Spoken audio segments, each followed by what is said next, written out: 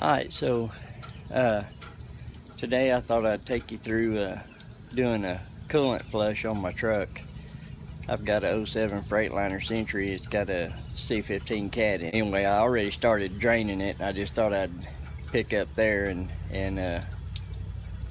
go ahead and take you through the rest of it.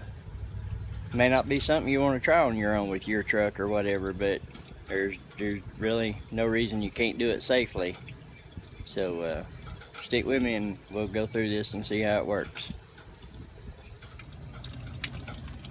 Alright, so what I did was I just loosened up the hose clamp there, as you can see, on the lower radiator hose, and I've got it draining into this 16-gallon plastic tote. I got it from Walmart. I think it was like $8, and I've just got it draining. You can see I got a screwdriver stuck in there to loosen the hose up there on the steel pipe.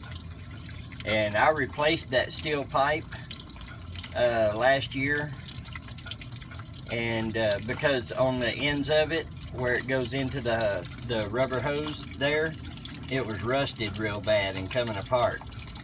So I went ahead and replaced that. It's fairly simple. I mean, just take the end of the hose apart there and do the same up top there. Up there at the top, it's a little bit harder to get to, but you know, you can do it and everything. So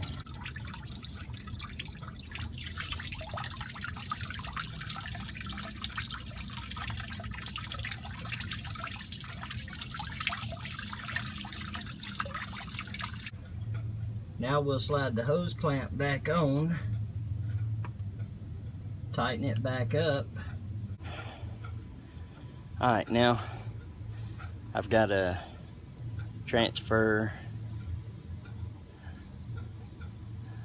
that coolant into a couple of 5-gallon buckets, and then I've got to fill my radiator reservoir, my cooling system, up with water, and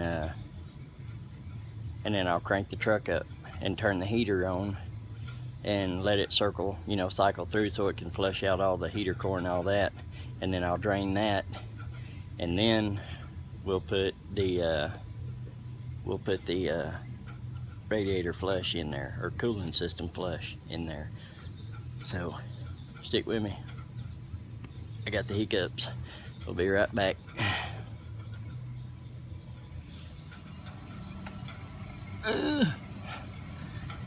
Alright, so all I'm doing is I'm transferring the coolant from the drain container into these 5-gallon buckets. A Sonic cup works just fine for me. So I'm going to continue doing this, and I'll get back with you in a minute. Alright, so now I'm filling it up. I should have got my other hose. I think it would have went a lot faster, but oh well. We'll just fill the system back up completely with water. Like I said just a minute ago, once it's full, we will crank the truck, turn the heater on in the bunk and in the front here, in the cabin area, and let it run for about 5 minutes, and then we'll turn it back off and do the drain process all over again. Alright, so we got it filled back up. Alright, so I cranked it up. Good grief, man, I got that old hairdo going today. Alright, I cranked it up.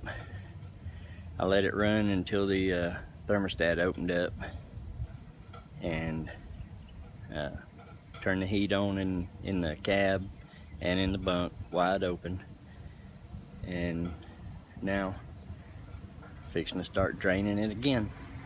So I'll get back with y'all in a bit. I'm probably not going to show the whole draining it again situation. It's going to be the same process. Loosen up the lower radiator hose and just let it drain, and I'll pick back up when I'm filling it back up with water and the flush. Alright, so now I'm fixing to put the radiator flush in, and then I'm going to fill it up with water, and then I've got to crank it up and let it run for about 10-15 minutes. I'm probably going to let it go ahead and run for about 30 minutes with both the heaters going wide open and all that, and then we drain it again. So hang on and I'll get right back with you. Alright, so this is the product I'm going to use. It's called Blue Devil Radiator Flush. I got 3 32-ounce jugs of it. Each one will do 3 gallons. I believe is what it is. Let me see.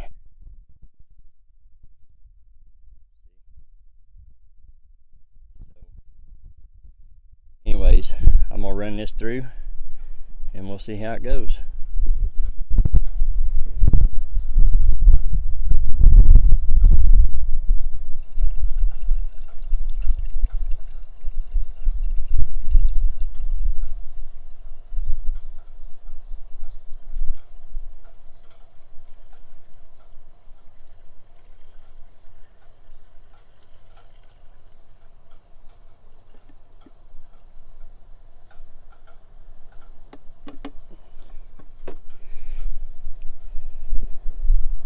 Alright, I got all 3 of them poured in there. Now I got to fill it up with water.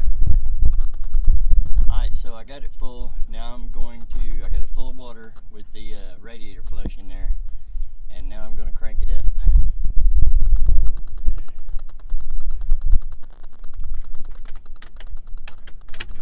I got a new key and it's a little bit sticky.